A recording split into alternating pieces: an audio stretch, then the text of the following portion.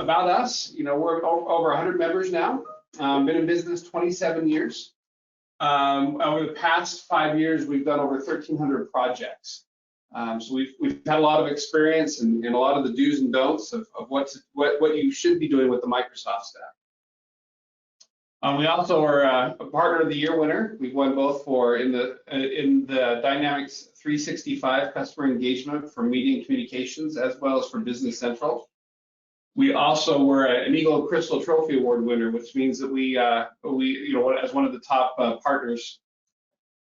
And as we go through, as we talked about, we're going to be covering a lot of things about the different Microsoft stack and trying to do what we can through this next hour of some of the important areas. But there are going to be things within the Microsoft stack that we do help and assist with, but we are going to be necessarily covering.